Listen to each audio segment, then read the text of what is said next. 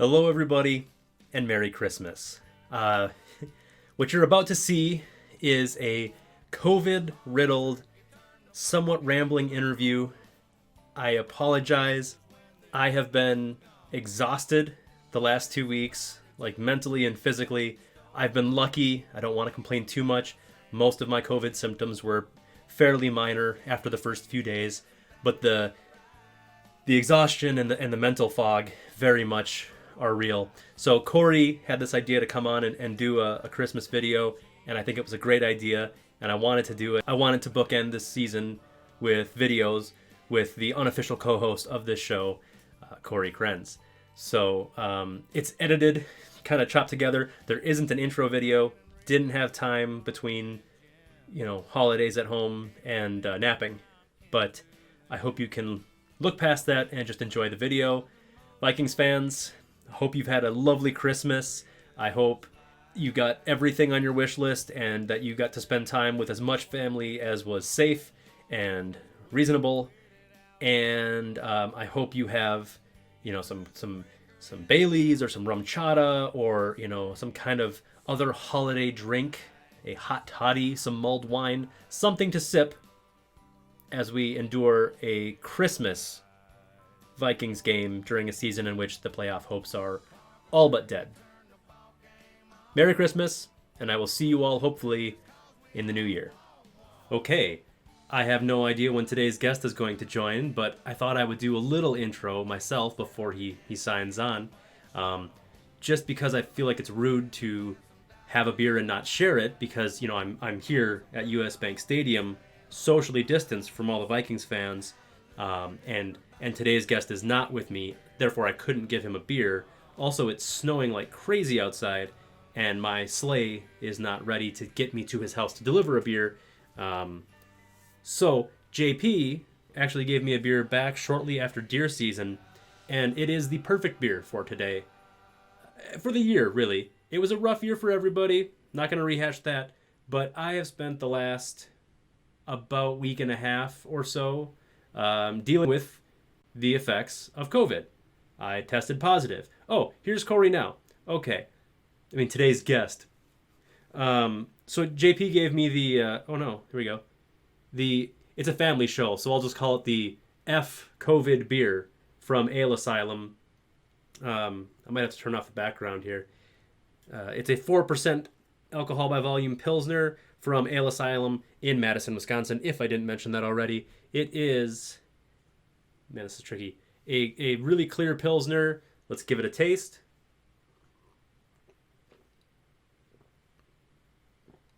Oh, my goodness. Skål fila there. My manners. Skål fila there, and there, and there, and there. Okay. That's very tasty, very refreshing, very light. Haven't had a beer in weeks, so. All right, I better let Corey in. How are you? Good. How are you? Oh, pretty good. Yeah. I'm trying to make sure. COVID free? Uh, I'm still really tired, like all the time. Really? Yeah. It's I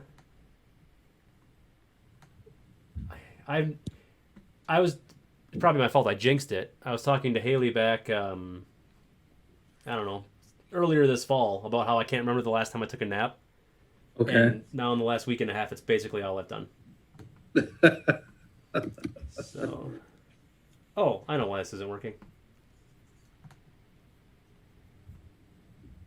Okay. Oh yeah. Perfect. Hello from US Bank Stadium, first of all. As you can see. My people.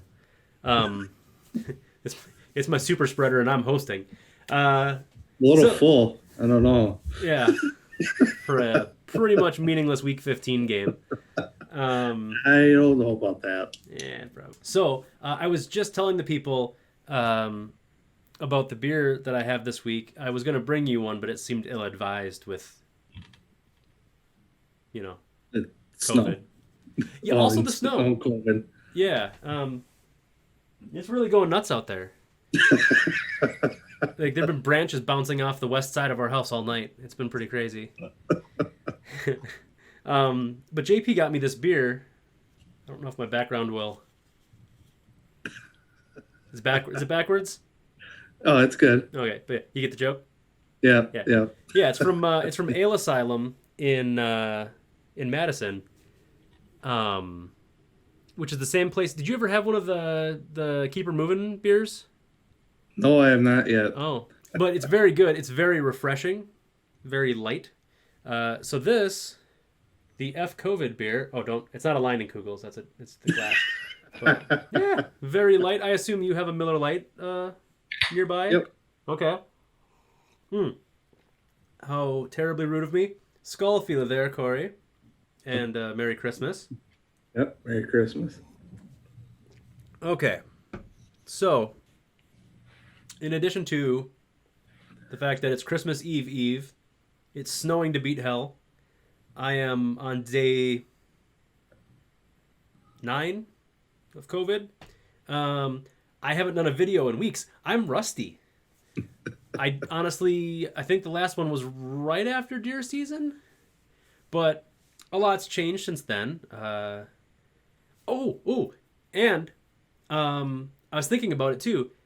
The first video I did of this season, because I think I did a Super Bowl video back, January, February, but the first video of this season would have been the draft video that we did via Zoom back in March. Yep. So you're kind of We don't need to bookending. talk about the draft. What's up? What's new? What's new with you? Work, kids, COVID. So I don't have kids, obviously. Is Lily old enough to be like pumped for Christmas now? Then, like, does she know what's happening? Sort of, a little bit. I mean, when she sees stuff underneath the tree, she just, oh, what's this? Oh, sure. My Only cat's here. When she goes to grandma's house, it's perfectly fine. She doesn't even touch a thing there, which is weird, but oh well. scared of grandma. Football. Vikings play on Christmas Day, which Which is very weird because the NFL hasn't really done this unless when Christmas falls on Sunday, but this is just a weird. Yeah, and on It's Friday. It's like Dallas trying to get more money to come in or something like that because now they have the Saturday thing because college football is winding down. Now there's just bowl games and playoff. But I just don't like. Well, I don't know. And like the Saturday game started pretty early this year. Yeah. Because Haley was asking us. Well, normally they do it for like the playoffs. That's pretty common. Yeah, the wild card. Yeah, just because you more games on TV and everybody can see them all and watch them all, and there's no overlapping or anything. But yeah, to have it on a Friday, I will say this: this could potentially be the 4th year in a row that we get to upset the Saints in New Orleans. I don't like our chances, but it would be a pretty fun Christmas. Right now, I'm prepared for it to do its best to ruin Christmas for me. But they surprise people. I think, this is going back a couple weeks now, but like the Bucks, they really had a good game plan. They just, bad penalties and kind of choking and not executing, and obviously a few missed kicks. That may have been a storyline that some people heard about. They're a talented team.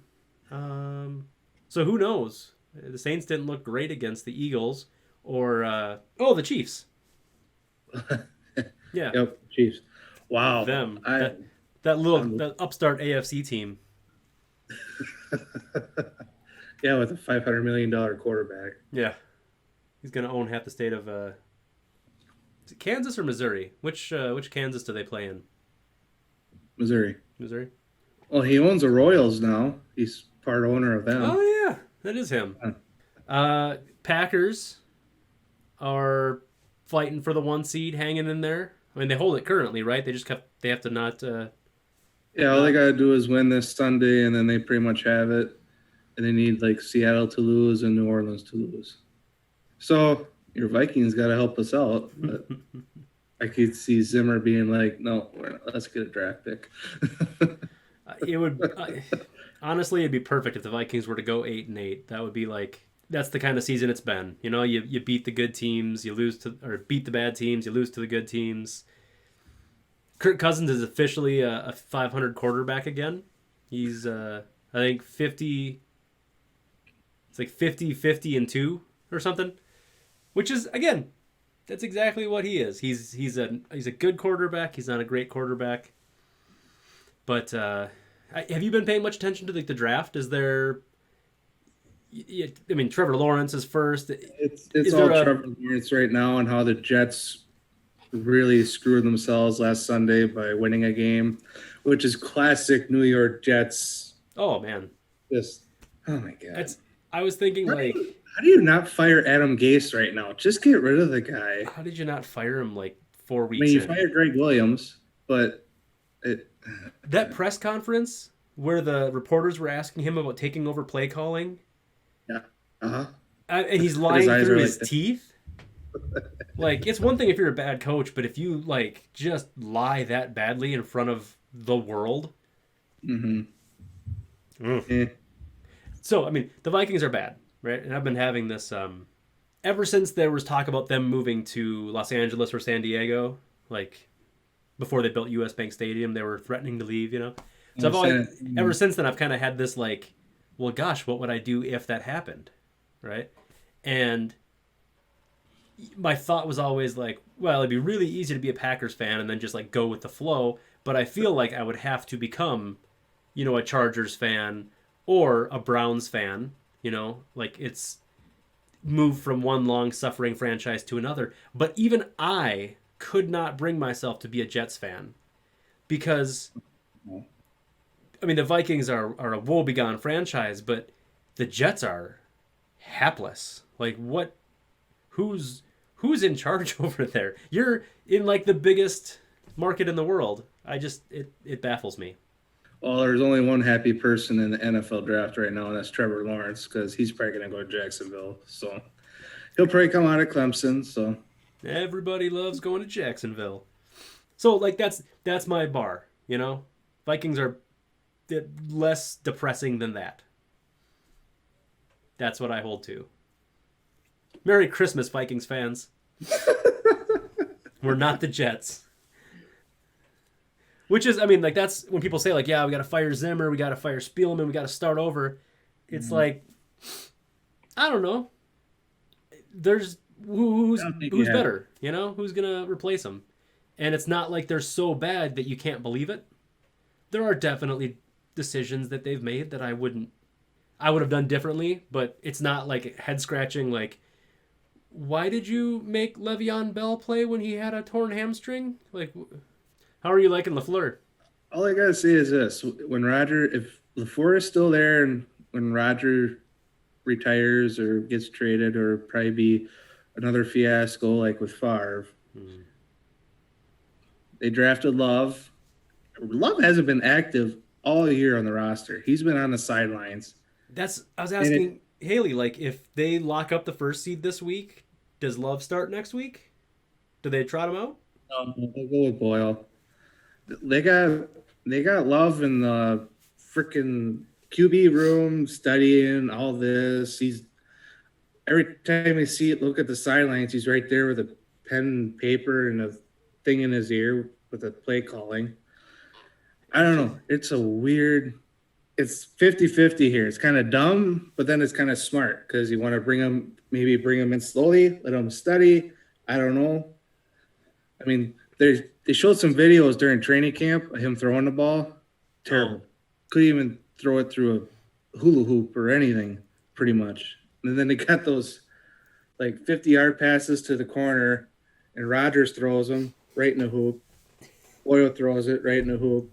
Love, not even close. I mean, I assume you've done more research on it than I have. I've mostly been watching the Minnesota Tire Fire this year.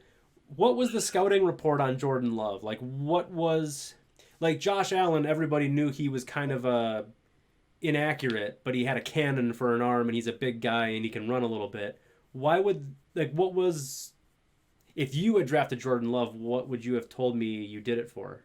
All the same thing like with the Packers drafted Rodgers for the future. But with this guy, he didn't. Love didn't really have an impressive college career at Utah State in my book. He had that one good year, I think his sophomore year or junior year. But then Gary Anderson came back to coach the team, former Badgers coach. Hmm. And I don't know, Gary Anderson is more of a run the ball, don't throw deep ball passes. Mm. So that kind of held him back his senior year. But I don't know, with Love, his scouting report came out. They said he was kind of like a hybrid of Patrick Mahomes, which I was kind of like, that's way too early to say right now, even though Mahomes won a Super Bowl. But I just, I don't know. You see tape on his college videos, his junior year, he could throw the ball, but his accuracy needs a lot of work in my book. And I don't think he was a first round pick. I think he was maybe a late second, early third, in my opinion. Well, the fact that And they the haven't Packers should have even just went with a wide receiver. But whatever. I just for weeks now, I've been just like, thank God the Packers didn't get Justin Jefferson because that would have sucked to have watched for the next 10, 15 years. Whenever I did the last one of these, I went into all the statistics about Kirk Cousins. Like his 2020 season, he's been, like the top fourth quarter, or it's like him or Patrick Mahomes are like fighting for the best fourth quarter quarterback rating. He's top 4 in second half quarterback performances behind only Mahomes and Rodgers. Like he's having a good year given what the Vikings have given him to work with. But then you just see like he does these checkdowns, and then you see like Thielen is wide open over the middle, and it's it's just frustrating. I guess that's what makes me like maybe the saddest about this season is Kirk had a pretty good season. Like the strip sack fumble thing, he seems to have gotten under control this year. But like you've lost another season, of Kyle Rudolph. You've wasted another season of Dalvin Cook playing out of his mind. Thielen being a phenomenal, like, I don't know when he got passed up, but he was leading. He and Jefferson were both like top wide receivers most of the season. I think he might still have the league lead in red zone touchdowns with 10. Yeah, I mean, like, so you have all this talent and you just didn't do anything with it, and that loss to the Bears was so clumsy and bad that it was like, even if you could make the playoffs, I wouldn't be confident that you could shock the world. A few weeks ago, it's like, well, when they put all the pieces together, they certainly could, but that defense is so bad statistically and on the eye test and everything. Yeah, but most of those players on defense are young. Oh yeah, and they're mostly from the draft class from last year. So I don't know. Everybody says that draft class is pretty good, so they think in the years to come that it'll be one of the best draft classes that they ever had. They basically had a reset on defense this year, and I think given the injuries to Barr, Kendricks, Danielle Hunter, Yannick Ngakwe's in and out, given all that happened, there's a lot of. So I mean, here we are, Vikings fans. It's I'll probably put this up on Christmas because that's game day for us. End of 2020, the season's coming to an end here. Selling optimism. Thielen, Jefferson, I guess Dalvin Cook, but the history of running backs getting this many touches and coming back the next year is concerning. Irv Smith, when he's healthy, looks like he's kind of got some things going on. Defense, Cam Dantzler, Gladney. They're going to lose Anthony Harris probably. That's going to be a bummer. I'm missing somebody else, but we'll get Danielle Hunter back, and then boom, we're a real NFL team again. What about Harrison Smith? Does he have one more year? Or? I think so. I think they extended him 2 years ago. I hope he retires in purple, but I could also see him wanting to go play for a competitor if they don't do something in the next couple of years here, because to be a Pro Bowl level safety year in and year out and have your team not really do anything. But enough about my glum purple team. Your team's actually playing for something here. How far do they go? If they get home field advantage, I'm thinking Super Bowl, because this is something Rodgers has wanted his whole career. An NFC Championship game at Lambeau. All the four NFC Championship games he's been in have been away, and it'd be nice to have one at Lambeau. Haven't had one at Lambeau since they defeated the Panthers in '96. No, I take that back. Did they play the Bears once? 2007 when they played the Giants and Favre threw the interception. Yep. That's the last time. Who's the biggest threat to the Packers, do you think? The correct answer is MVS. I'm actually going to leave MVS alone right now. I've been very harsh on him, so I'm going to leave him alone. Because I saw some more stats on MVS and Jordy Nelson, like first 45 games with the Packers. Oh, sure. MVS's numbers are way more impressive than Jordy's, which is shocking. So, do you remember when that shut my mouth right there? I'm going to leave MVS alone, even though he had some major drops. Back to the threat with the Packers. I don't know, Saints.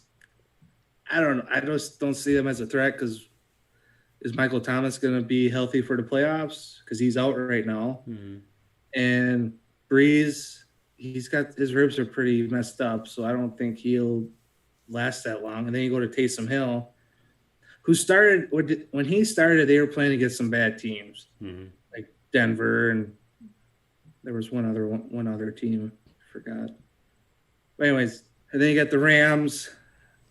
Yeah. I don't know. They're hot and cold. They lost to the Jets. Good That's the Lord. thing. They were like this running silent, really strong, like running the football, defensive titan, and then the Jets. Which any given Sunday, football's weird, but wow, that'll tarnish your record. And then, well, we won't talk about the NFC East because that's a one and done game. So whoever wins that game is whatever. Yeah. Seahawks, I don't know. They've fallen off. Now they're picking up a little bit. The Bucks, I don't know. They're about the same, hot and cold. I think the Vikings could have beat them. Yeah, I did. Well, the Vikings had a good game plan against them. It's just they put their foot off the gas.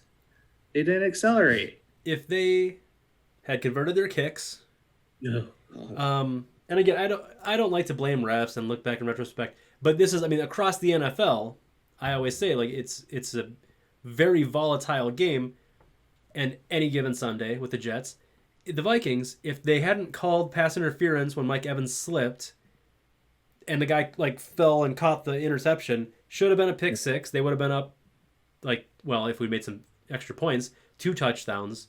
Then that Hail Mary at the end of the first half. You don't call pass interference on that. It would have been an entirely different game with a couple different calls and some completed kicks.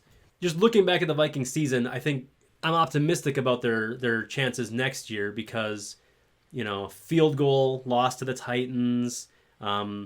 They had a really good chance to catch that Hail Mary last week against the Bears. There were only a couple real duds, like where they really got run out of town, like against the Falcons. Overall, they had a pretty solid year. Things didn't go their way. They lost a lot of people. I think next year it'll surprise people who weren't paying attention how good the Vikings are. One sec. I had to knock on some wood. So I guess my pick for biggest threat to the Packers, probably just in the NFC, would be, I think I lean the Saints also, because they can do a lot of things. Kamara's a pretty good running back, and the Packers have been struggling against the run, which we'll talk about Derrick Henry this week, but does he score 3 touchdowns or 4 touchdowns this week? That's what I'm curious about. I'd say if the Packers hold them under 150 yards, that's a win. It's my opinion. Total, like from scrimmage or just rushing? Rushing. Okay. They'll probably get over 175 because they'll probably get a couple screen passes. But it's one of those things, like, it seems almost too sure to be true. On paper, it looks like he's going to just freight train. It's going to be, Derrick Henry running for 170 and Rodgers trying to pass for 350. But that probably means it'll be like a super boring game. Aaron Jones will have 3 touchdowns and Derrick Henry will get like 20 touches for 80 yards or something. But I'm curious to see how it goes. Yeah. This will be the first Sunday in 2 weeks that I'll probably stay awake for most of the games. All right. Well, I'm straight out of beer, which is fine. I mean, I haven't had beer in almost 2 weeks. Whenever the last time I did one of these was the last time I had beer. So, JP, thank you again, and Ale Asylum, for this offensive but quite tasty beer. I agree with the sentiment. Corey, thank you for coming. This was Corey's idea. For those of you, he asked, and I wasn't gonna because, I'm a little worn out these days. But it is fun to talk. We obviously would have been talking at Trap all summer under different circumstances. To everybody at home, and Corey, to you and yours, Merry Christmas. Skull feeleth there to all of you. I don't have any beer to cheers with, but Merry Christmas and a Happy New Year if I'm not back next week doing a video. Just in case, I probably will try to because it'll be the end of the season for the Vikings, almost for sure. But if not, Happy New Year. May 2021 be a better year for all of you. Talk to you later, Corey. Yep. See you later, Jake.